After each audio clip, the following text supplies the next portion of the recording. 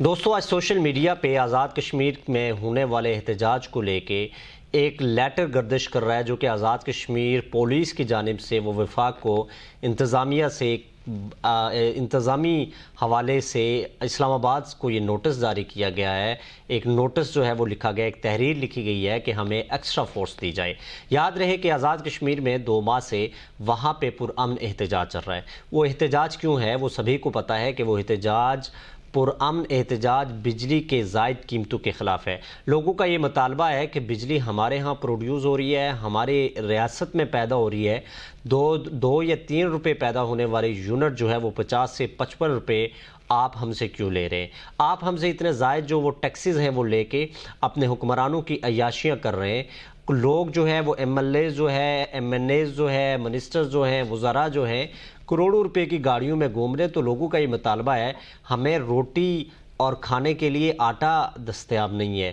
ہمیں روزگار دستیاب نہیں ہے، ہمیں علاج دستیاب نہیں ہے، ہمیں یہاں پہ تعلیم دستیاب نہیں ہے۔ تو لہٰذا اگر ٹیکسز لے رہے ہو تو سب سے پہلے ہماری یہ ضروریات پوری کرو، بصورت دیگر ہم یہ ٹیکسز دینے کے مجازی نہیں ہیں۔ اب اسی صورتحال کو دیکھتے ہوئے 2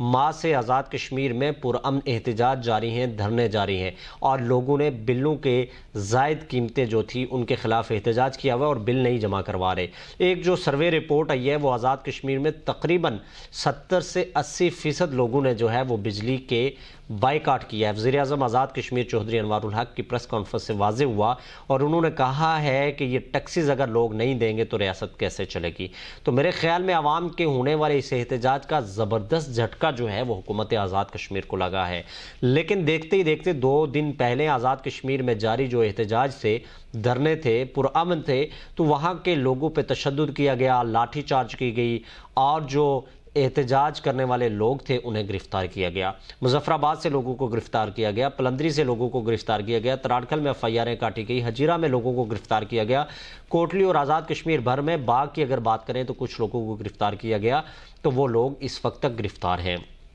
اب ان کا قصور کیا ہے؟ قصور صرف یہی ہے کہ وہ پرامن احتجاج کر رہے ہیں، وہ سستے بجلی مانگ رہے ہیں۔ تو دوستو اس سے پہلے میں آپ کو یہ بتاؤں کہ یہ کوئی آزاد کشمیر کی انتظامیہ کی حکومت کی بات نہیں ہے، بلکہ یہ سازش، یہ پلاننگ جو ہے یہ کہیں باہر سے ہو رہی ہے۔ چونکہ اب ان لوگوں کو جو مقتدر حلقے ہیں یا مقتدر طاقتیں ہیں جو ہمیشہ یہاں پہ مذہب کے نام پہ سیاست کرتی رہی ہیں، جو ہمیشہ ڈیوائیڈ اینڈ رول کے نام پہ سیاست کرتی رہی ہیں، تو وہ ان کا یہ حکم آزاد کشمیر کی حکومت کو، آزاد کشمیر کے انتظامیہ کو ہوا کہ اب ان لوگوں کو، احتجاج کرنے والوں کو بزور طاقت روکا جائے۔ اب وہ طاقتیں کون ہیں، وہ لوگ کون ہیں، وہ کون سی ایسی غائبانہ قوتیں ہیں کہ جو کہ آزاد کشمیر کے لوگوں کو منتشر کرنا چاہتے ہیں؟ میرے خیال میں سب سے پہلے غلطی تو ان کی یہ ہے کہ آزاد کشمیر کے لوگوں کو انہوں نے ان کے مطالبات نہ ماننے کے حوالے سے بالکل بھی سیریس نہیں لیا تھا، اور اس کا نتیجہ یہ نکلا کہ آزاد کشمیر کے لوگ اتنے ایجوکیٹ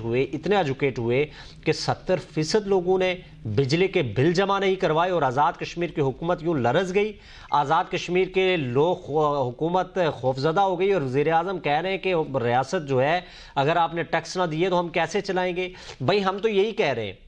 لوگ تو یہی کہہ رہے ہیں کہ ریاست اگر ٹیکسز سے چلتی ہے، لوگوں سے بھاری بھرکم اگر ٹیکسز لے رہی ہے، تو ریاست کی ذمہ داری کیا تھی؟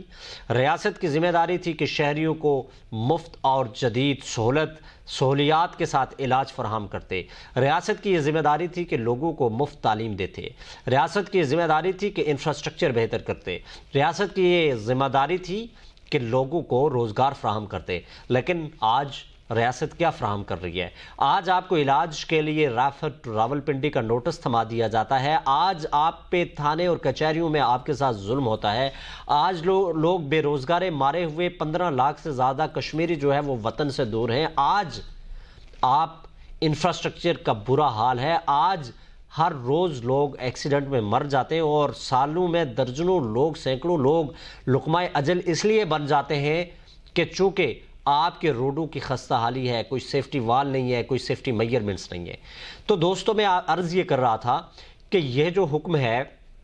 یہ آزاد کشمیر کا انٹرنل آرڈر نہیں ہے کہ لوگوں کو بزور طاقت روکا جائے۔ یہ آرڈر جو ہے یہ کہیں اور سے آ رہا ہے، یاد رہے کہ آزاد کشمیر کی 70 سالہ تاریخ میں اس قدر عوامی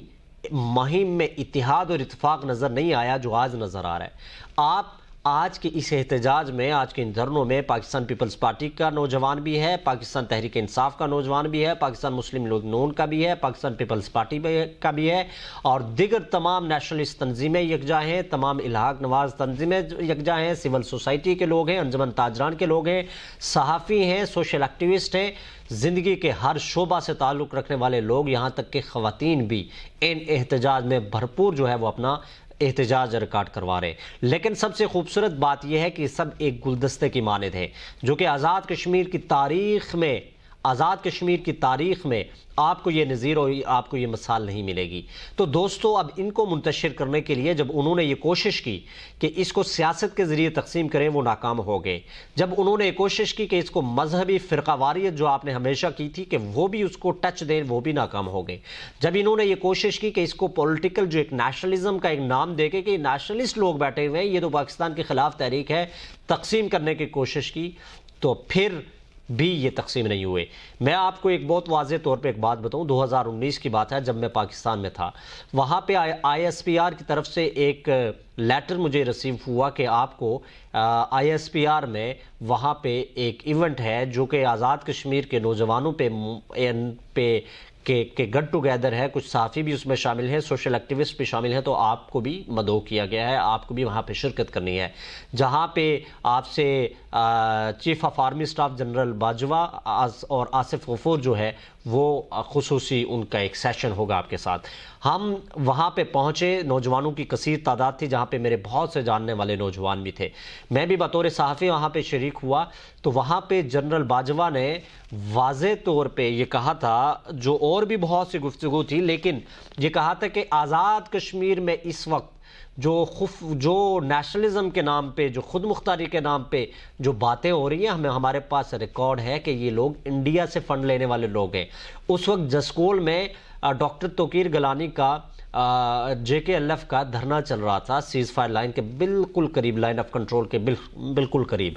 تو جنرل باجوہ کہنے لگے کہ یاد رہے کہ اور دوسری طرف مولانا فضل الرحمان صاحب کا چل رہا تھا دھرنا اسلام آباد میں۔ تو جنرل باجوہ نے، اس پہ میرے سارے دوست واقف ہیں، واضح طور پہ کہا کہ آزاد کشمیر میں یہ جو موومنٹس چل رہی ہیں، یہ انڈیا ان کو فنڈنگ کر رہی ہے، یہ ملک دشمن ہے، یہ مذہب دشمن ہے۔ اور دوسرا یہ کہا کہ ہمارے پاس بالکل واضح ثبوت ہے کہ انڈیا جو ہے وہ ہمارے انٹرنل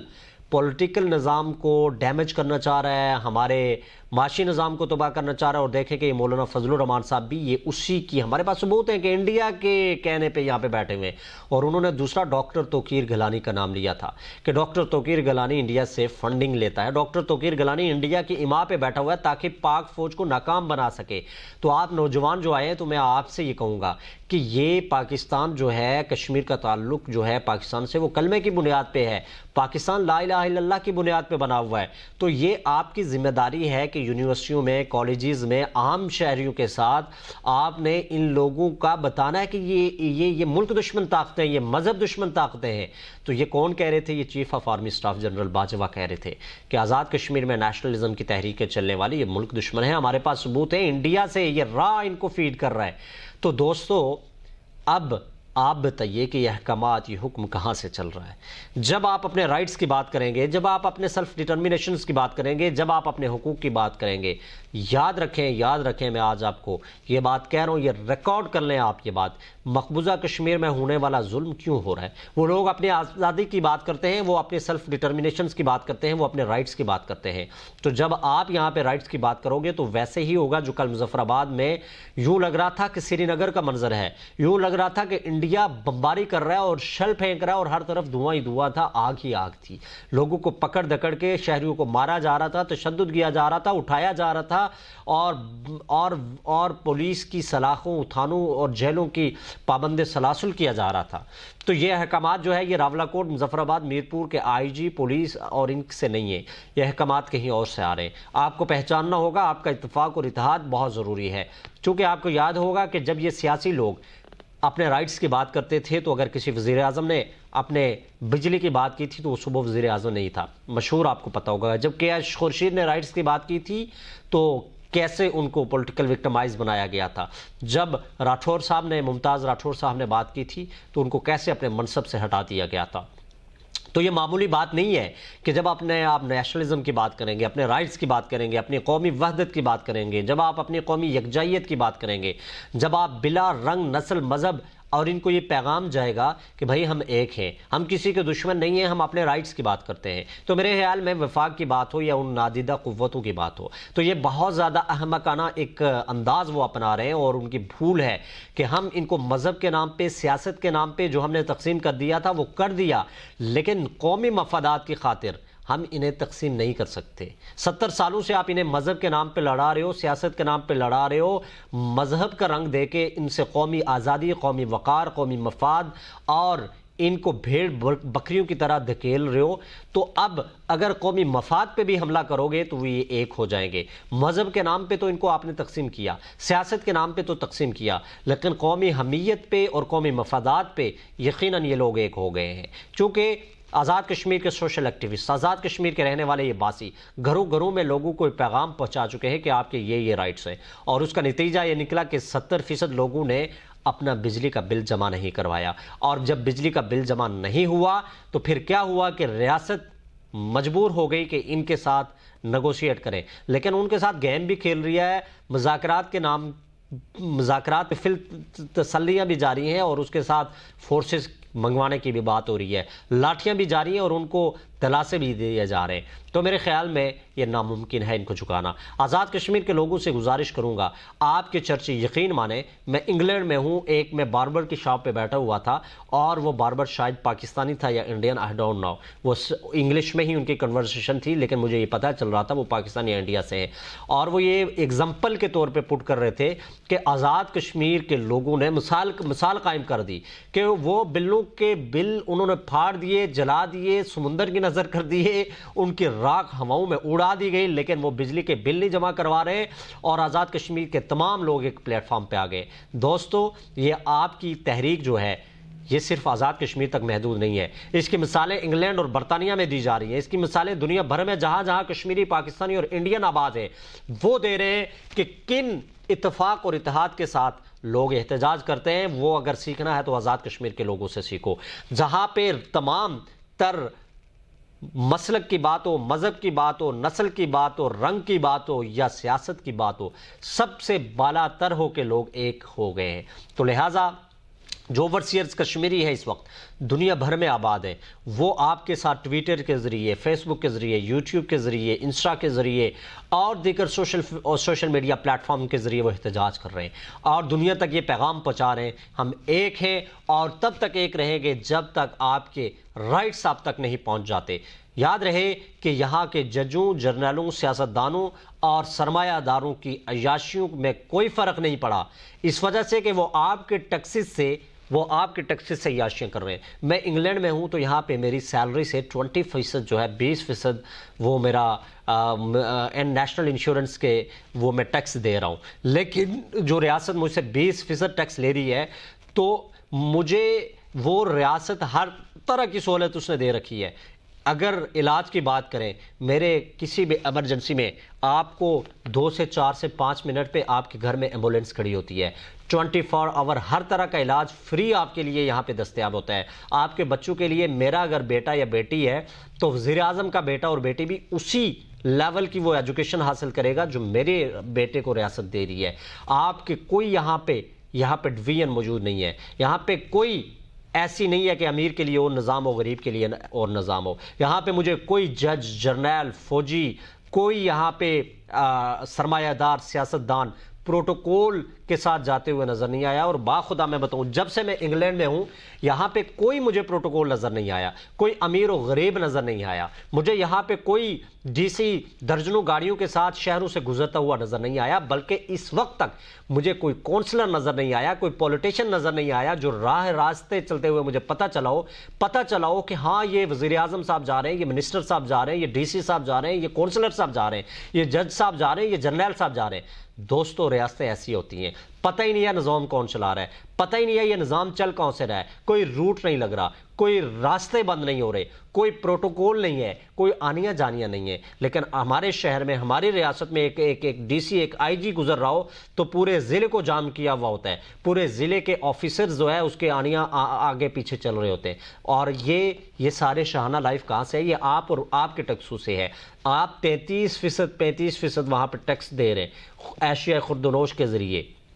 لیکن یہ اتنا بڑا ٹیکس لینے کے باوجود کیا آپ نے کبھی ان حکمرانوں سے سوال کیا ہے کہ آپ کو علاج مل رہا ہے؟ کیا آپ کو مفت تعلیم مل رہی ہے؟ کیا آپ کا انفراسٹرکچر ہے؟ ہزاروں لاکھوں لوگ علاج نہ ہونے کی وجہ سے مر رہے ہیں، ہزاروں لوگ، لاکھوں لوگ تعلیم سے محروم ہیں، انفراسٹرکچر کا بری حالت ہے، لوگ ایکسیڈنٹ سے مر جاتے ہیں، دوائی نہ ملنے کی وجہ سے، فرسٹ ایڈ نہ ملنے کی وجہ سے کئی جانیں ہم سے جدا ہو چکی ہیں. تو لہٰذا یہ اتحاد اور اتفاق رہنا چاہیے. پھر انشاءاللہ آپ کے ساتھ حاضری ہوگی. اجازت دیجیے. اللہ حافظ.